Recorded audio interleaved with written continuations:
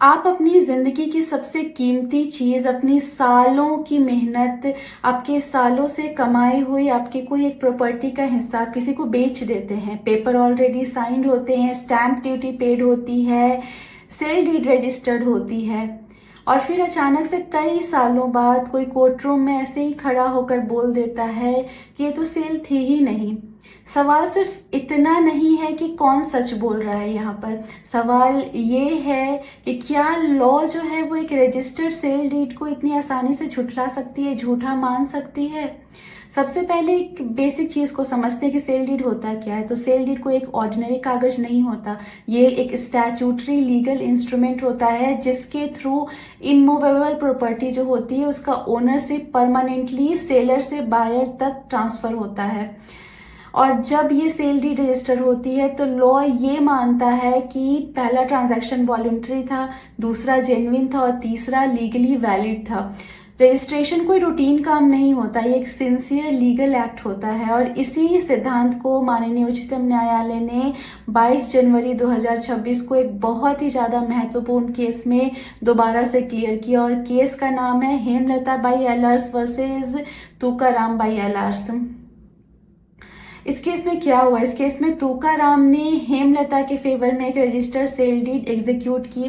सब कुछ बिल्कुल लीगली प्रॉपर मैनर में हो रहा था, डॉक्यूमेंट साइंड हुए, जो डीड है वो रजिस्टर्ड हुई। लेकिन बाद में तुकाराम ने कोर्ट में आकर क्या कह दिया कि ये सेल डीड असल में सेल है ही नहीं, ये सिर्फ एक मॉर्टगेज थी जो सेल के नाम पर बनाया गया था। मतलब वो कागज, उस चीज को कागज ही मान लिया और उसे कहा कि बस वो सिक्योरिटी है। तो इस बात पे सुप्रीम कोर्ट के सामने एक बहुत महत्वपूर्ण प्रश्न आता है कि क्या रजिस्ट्रेशन सिर्फ एक फॉर्मेलिटी है या रजिस्टर्ड डॉक्यूमेंट का कोई लीगल वेट भी होता है। और यहीं पर सुप्रीम कोर्ट ने एक बहुत ही ज्यादा पावरफुल ऑब्जर्वेशन दिया अपना।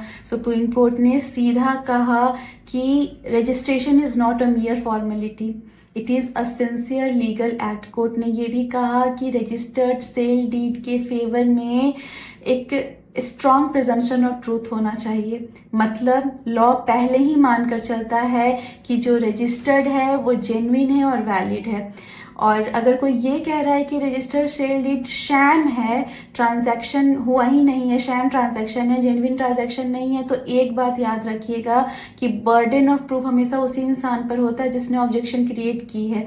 सिर्फ बातों से काम नहीं चलेगा, यहाँ पर सिर्फ ये कह देना काफी नहीं होगा कि मैं सेल चाहता ही नहीं था। कोर्ट को बिल्कुल क्लियर एविडेंस चाहिए, बिल्कुल कन्विंसिंग प्रूफ चाहिए, बिल्कुल clear and convincing material.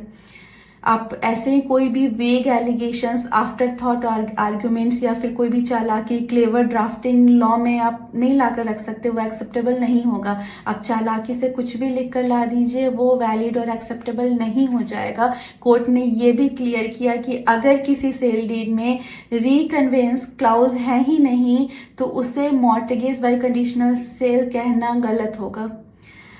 Documents जो कहता है लॉ उसी को मानेगा, जब तक स्ट्रॉन्ग प्रूफ ना हो तब तक कम से कम। इस केस में सुप्रीम कोर्ट ने एक आगे की सोच भी दिखाई। सुप्रीम कोर्ट ने कहा कि फ्यूचर प्रॉपर्टी डिस्प्यूट्स कम करने के लिए लैंड रिकॉर्ड्स को ब्लॉकचेन टेक्नोलॉजी से डिजिटाइज करना चाहिए, ताकि डॉक्यूमेंट्स के साथ कोई भी किसी भी तरह की चीटिंग, मैनिपुलेशन या फॉर्जरी का काम कम हो जाए। और आखिर में माननीय उच्चतम न्यायालय का एक मैसेज है कि रजिस्टर्ड सेल डीड को कैजुअली शैम या नॉट जेन्युइन नहीं कहा जा सकता। रजिस्ट्रेशन एक लीगल सैंक्टिटी है, एक प्रोटेक्टिव शील्ड देता है, और जब तक उस शील्ड को तोड़ने के लिए कोई सॉलिड प्रूफ नहीं होना तो कोर्ट रजिस्टर्ड डॉक्यूमेंट के साथ ही खड़ा रहेगा। आप किसी भी अगर कॉम्पिटेटिव एग्जाम की तैयारी कर रहे हैं, एक आम जागरूक नागरिक हैं, तो इन पॉइंट्स को हमेशा याद रखिए कि registered document is equal to strong evidence. Burden of proof हमेशा चैलेंजर पर होता है और मियर एलिगेशन से रजिस्टर्ड डीड इनवैलिड नहीं होती है। प्रॉपर्टी सिर्फ जमीन नहीं होती, प्रॉपर्टी एक भरोसा होता है, एक ट्रस्ट होता है। जब ट्रस्ट को लॉ के थ्रू रजिस्टर कर दिया जाता है तो उसे तोड़ना इतना आसान नहीं होता है। धन्यवाद।